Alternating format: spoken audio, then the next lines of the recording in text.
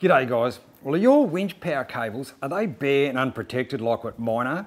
If they are, this might be a good time to get them out, inspect them and get them covered up, because I'm about to tell you why.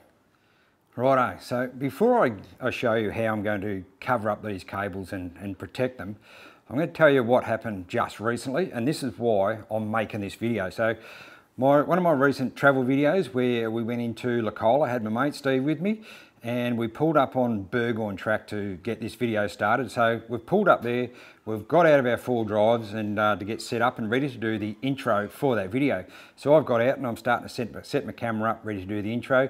And Steve, because we're going into country we hadn't driven before, he's got an isolator switch on his winch there where you can turn the power off and on. So you know, you can get the winch going when you need it. So he's got out with his key, turned on the isolator switch because you're going into country, you didn't know, so he thought I'd get the winch going now just in case. So the winch is now powered up. I'm just about ready, you know, finished setting up, getting the camera all set up there, ready to do his intro. We turn around to ready to start filming and we can see smoke starting to pour out of his control box. And we're thinking, this is not great. Now, I don't know you guys, but one of the worst smelling smokes you can possibly smell is electrical fire smoke from cables burning. It is so scary when you start to smell it, when you see smoke starting to pour out.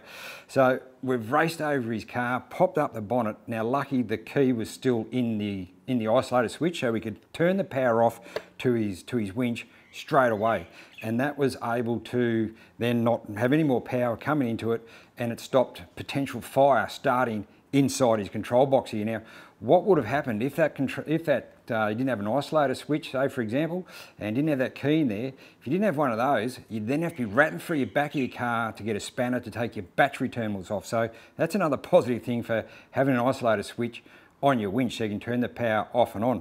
But what had happened, the main power supply coming into the back of the winch here had worn through, and had rubbed through on the metal casing here in the box, and it was shorting out on the metal casing, and that's where the smoke and the power is going to come from. And then eventually it was going to catch on fire. So I thought, after seeing that, now these cables that I've got here, you know, these have been unprotected, uncovered for a long time, and it might not be just here. You know, you follow all your cables through where you've got them going through your engine bay there.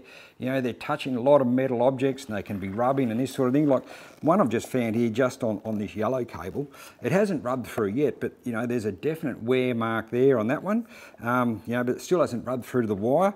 So this is a great time, you know, to get your winch cables and get them all right out and go over them and check for any wear marks. And this is my main power supply to my winch, and there's a wear mark somewhere in there where it's been rubbing inside the engine bay in there. So this is a great time now to get them out and get them checked out and make sure that there's no rub marks all the way through the wires, because you don't want electrical fire going on.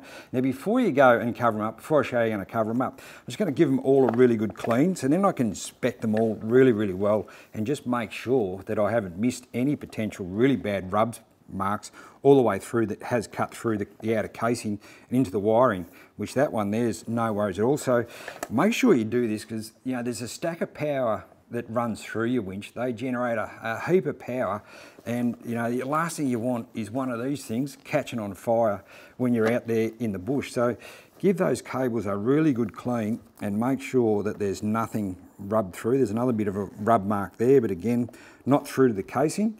So that one there's all okay. And this one here is probably going to be a bit harder to see because it's that dark black colouring into the casing, but you know, you can generally run your hands along the cable and make sure there's no rub marks all the way through. And that one there's no worries. And I've even pulled, you know, this negative cable all the way out, this earth cable all the way out, so I can give that a really good check over. And again, that's all no worries at all. And then you just got to run all the way back through your main power cable, which then goes through to your battery. Check all this out, guys. It is so well worth doing it. Now I'm about to show you what I'm going to do with these cables to eliminate any possible fires down the track. Righto, so I'll show you now what I'm going to do to cover these wires up to make sure we don't get any rubbing through and getting electrical fires. So these are the 3 here that just bolt onto the motor on there on the winch underneath up there. Now it's going to take these rubber boots off on each of those so I can thread this flexible conduit on nice and easily. So this is just a 13mm flexible conduit. It's got a split conduit so you can get the wire in there, no worries at all. And then I'm just going to thread it all the way through. So thread that through there like so until this is all covered up. And then make sure that all goes right down inside in there.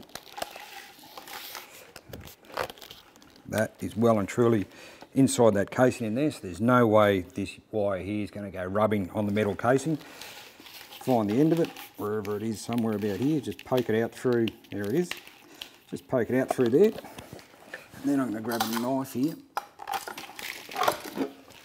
And I'm just going to cut this bit of conduit here. Now I'm going to cut it just a little bit back because you still want to see what colour the cable is. So you make sure when you put it back on the pins under on the winch motor, because they're all colour coded, you want to make sure the yellow wire goes on the yellow pin and so forth with the black and the red. So make sure that you just cut it a little bit back short from the end.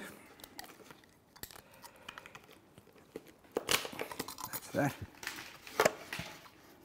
Put that on there like so. And then that's all now nicely protected. Now you might have some black electrical tape or something like that. I was going to use a good old bit of duct tape, just going to throw it around the end of it, just to keep it all in colour there so I can still see what colour it is. No worries at all there. Still see that's nice and yellow. And that's just going to stop this from sliding around. You know, when you go and thread all your cables all the way back through, this isn't going to go slipping and sliding back up your cable. So just put a bit of tape around it. As I say, you've got any black electrical tape, just use that. And that's nicely covered up. Just a bit out there, I can still see it's yellow, and make sure it goes on the yellow pin underneath. So just show you that one there. Now I'm going to do all of these. I'm going to cover it all the way through, right back into, right up as far as the engine box, or the battery in there, inside the engine bay. And then I'm also going to do this one here. Just quickly do this one. It's a pretty easy one to do as well. Just thread that through. A bit of mucking around to get it all the way in, but just poke that lead out and then just pull it all the way through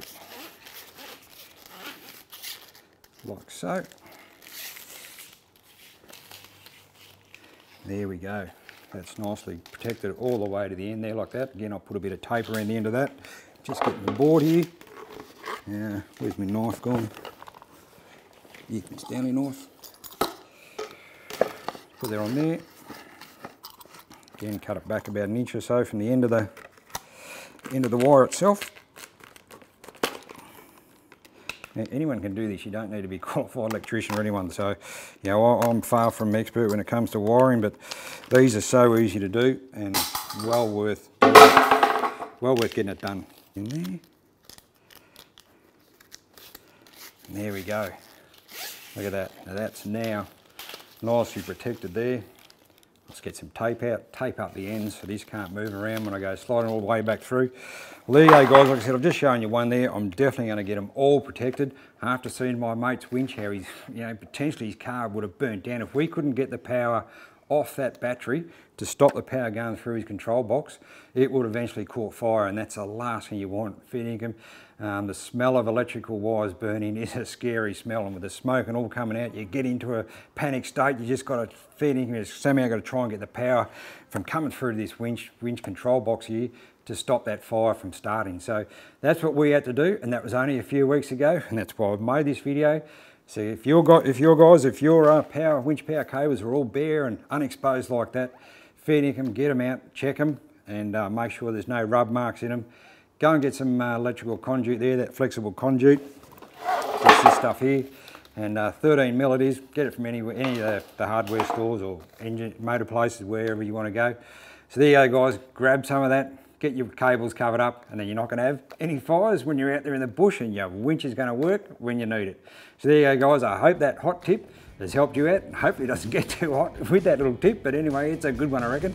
Jump on it and get your cables covered up, and fair chance I'll see you out in the bush someday. Hooroo.